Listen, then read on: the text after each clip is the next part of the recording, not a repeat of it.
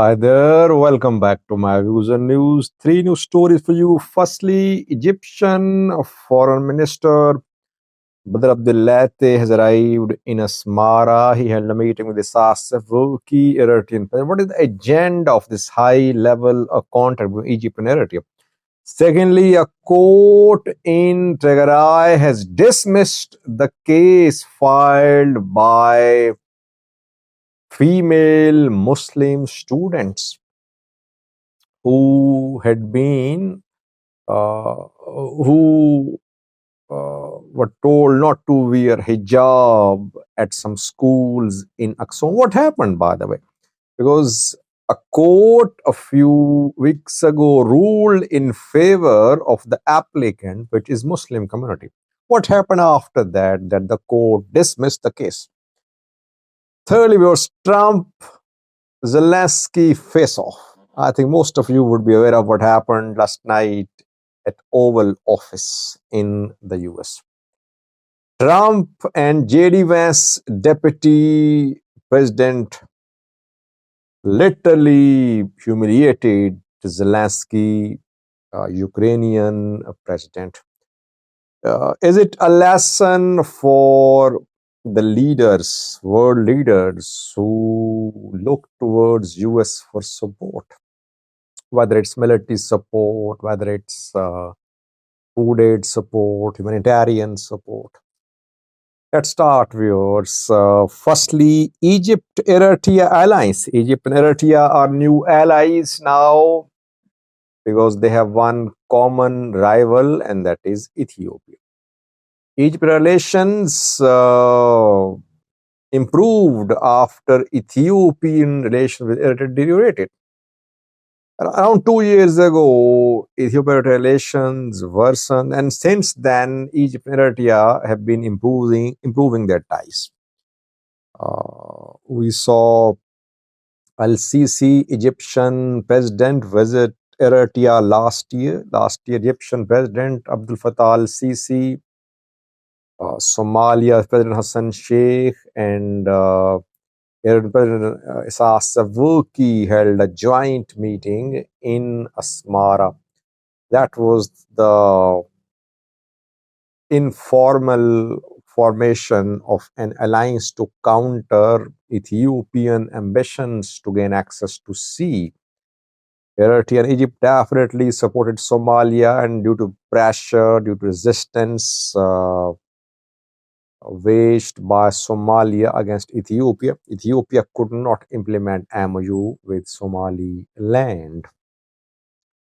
Badr Abdullateh, Egyptian foreign minister, arrived in Asmara today. He held a meeting with Isas Afwerki, Eritrean president. After that, a statement was issued by Eritrean government.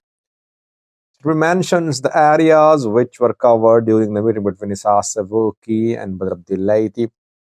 They talked on enhancement of bilateral relations.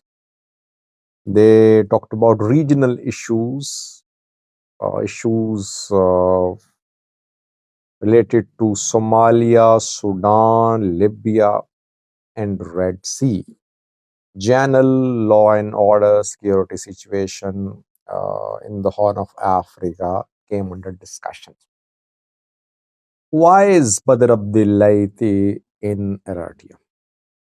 There are two main issues, I think, which are being discussed by Isas Afwerki and Egyptian leaders. Firstly, Sudan, where rapid developments are happening. Rapid support forces are trying to establish a government in Western Sudan. Al-Burhan has been able to retake territories from RSF in Sudan, but Al-Burhan does not want any party, any regional player to recognize the government of RSF. Secondly, Somalia, where we know that Ethiopia and Somalia have held first round of discussions. Second round is going to start in coming days. It was announced it will start in March, so it will start in coming days. Somalia has offered a port to Ethiopia, Hobyo port, reportedly on Indian Ocean. Egypt and Eritrea have been opposing military access to sea for Ethiopia through Somalia. And maybe in March, Ethiopia and Somalia could reach an agreement about access to sea. I think before that, Eritrea and Egypt are holding discussions. They want to send joint message to Somalia. They have been pressurizing Somalia that Somalia should not allow Ethiopia to gain access to sea. And growing proximity, growing closeness between Hassan Sheikh and Abiy would be a matter of concern for Isas Afwerki and Abdul Fattah al-Sisi. Is Hassan Sheikh choosing Ethiopia over Egypt and Eritrea? I think these are the concerns being discussed at the meeting between Isas Afwerki and Badr Abdullah.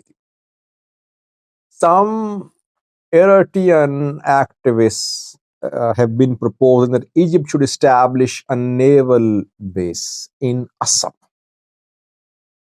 They say that Ethiopia has its eyes on Assab, and one way to counter these Ethiopian regional ambitions should be by allowing Egypt to establish a naval base in Assab. Egypt has been interested in having a foothold, military foothold in Eritrea. Let's see what the two leaders discuss. If we get information from the inside about any new topic they're discussing, we'll update you. Secondly, the court in Aksum has dismissed the case filed by Muslim female students. Over 2 months ago, female students in 5 schools of Aksum were told not to wear hijab. They were told that if they would wear hijab, they won't be allowed to attend school. Over 100 female students were banned from attending school because they refused to attend the school without hijab. Muslim Affairs Supreme Council, Tigray Islamic Affairs Supreme Council took the matter to a court in Aksum. Muslims protested too in Makale. Tigray interim government back then promised to solve the issue. Issue remained unsolved. A court in Aksum ruled in favor of Muslims. The court told schools to allow female students to attend the school with hijab. The court orders were not implemented. Court orders were violated. The court summoned school administration as well. The school was not made to comply with the direction of the court. Rather, the judge who passed the decision was replaced. New judge was appointed at Aksum Wareda Court, and this new judge dismissed the case filed by Muslim community. In the ruling given by the new judge, the court says that administrative and mediatory procedures should be adopted to solve this issue. Well, I don't know what is the legal ground for this verdict, but for this ruling. But yes, I agree that instead of taking such matters to courts, the issue should be solved on local level, community level. Overall, we're seeing support for the position of Muslim community, Tigray Orthodox, Tigray diaspora, Tigray activists, Ethiopian women activists, journalists. They have been calling to support the Muslim community. This issue has not just a religious angle, it has a political angle too. Aksum is being controlled by TPLF, the Bretsian wing. Getachew held a meeting with Muslim elders in Makale. He promised to solve the issue, and Tigray Regional Affairs Education Affairs Bureau supported Muslim students' position. So it's Gitach group versus Debrecen group as well. So far, Muslim community now in trouble. These female students were not allowed to fill in forms to appear in university entrance exam. So their educational career is in danger. Lastly, was what happened last night at Oval Office in the US was surprising. It was incredible the way Donald Trump, the American president, and JD Vance, the deputy president, humiliated Zelensky, Ukraine president. It was shocking. Ukraine has been receiving billions of dollars from the US, but the two president and deputy president humiliated Zelensky in front of American media. Trump said, "You are playing with fire. You're waging World War III. You are conscripting people. You have no cards. Without US weapons, you would have been defeated in just a few days." JD Vance said that you are showing disrespect to the Oval Office. It was like they were fighting. Zelensky was told that he should be ready for peace. Trump basically wants to pressurize Zelensky into signing some sort of ceasefire deal by making concessions. Zelensky not giving in. Though Zelensky gave in to a demand by the US, Trump a few days ago said that Ukraine should pay back to the US in the form of agreement between US and Ukraine about mineral resources which Ukraine possesses. Zelensky was ready to sign the agreement, but last night's quarrel between the two sides shows that now Zelensky will have to find new allies or he will have to give in. What will be the impact of what we saw in the US at Zelensky's reputation at home? Will people stand with Zelensky or will they reject him? I have a clip for you showing how Zelensky was insulted by Trump and JD Vance. At one point in the discussion, Donald Trump pushed Zelensky a bit. Watch the clip. Thanks for watching. I think it's disrespectful for you to come into the Oval Office and try to litigate this in front of the American media. Right now, you guys are going around and forcing conscripts to the front lines because you have manpower problems. You should be thanking the president for trying to bring an end to this conflict. Have you ever been to Ukraine that you say what problems we have? I have been to. Come once. I've actually watched and seen the stories, and I know what happens is you bring people, you bring them on a propaganda tour, Mr. President. Do you disagree that you've had problems bringing people into your military? And do you think that it's respectful to come to the Oval Office of the United States of America and attack the administration that is trying to prevent the destruction of your country? A lot of questions. Let's start from the beginning. Sure. First of all, during the war, everybody has problems. Even you, but you have nice ocean and don't feel now, but you will feel it in the future. God bless. You don't know that. God bless. God bless. You will not have a war. Don't tell us what we're going to feel. We're trying to solve a problem. Don't tell us what we're going to feel. I'm not telling you. Because you're in no position to dictate that. That's exactly what you're doing. You're in no position to dictate what we're going to feel. We're going to feel very good. You will feel influence. We're going to feel very good and very strong. You will feel influence. You're right now not in a very good position. You've allowed yourself to be in a very bad position, and he happens to be right about it. From the very beginning of the war. You're not in a good position. You don't have the cards right now. With us, you start having cards. Right now, you don't. You're playing cards. You're playing cards. You're gambling with the lives of millions of people. You're gambling with World War III. You're gambling with World War III. And what you're doing is very disrespectful to the country, this country.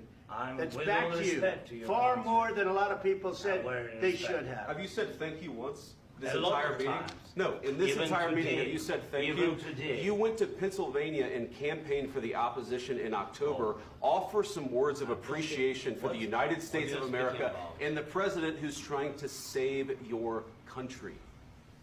Please, you think that if you will speak very loudly about the war, you He's can... not speaking loudly. He's not speaking loudly. Your country's in big trouble. Can I Wait a answer? minute. No, Can you've I done a lot answer? of talking. Your country is in big trouble. I know. You're not I winning. know. You're not winning this. You have a damn good chance of coming out okay because of us. Mr. President, we are staying in our country, staying strong from the very beginning of the war. We've been alone, and we are thankful. I said thanks You haven't in been this alone. cabinet, You and haven't not been only alone. in this We cabinet. gave you, through I this said stupid thank you. president, $350 billion.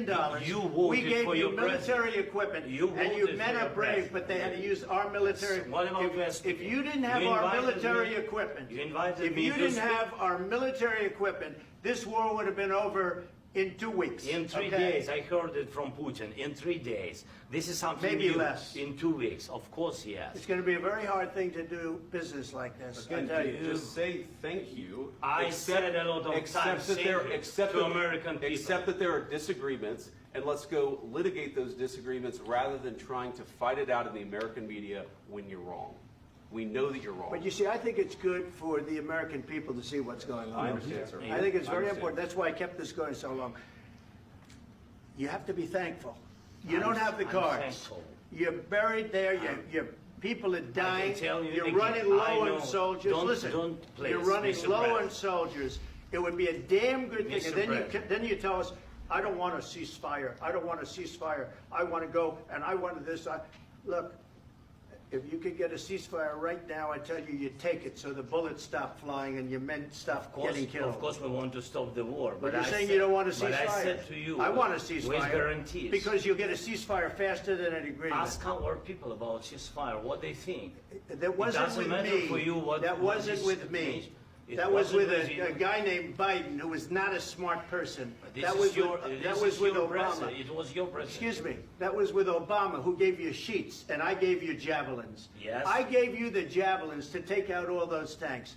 Obama gave you sheets.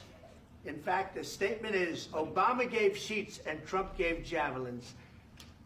You got to be more thankful, because let me tell you, you don't have the cards. With us, you have the cards. But without us, you don't have any cards. One more question to Mr. Vice President.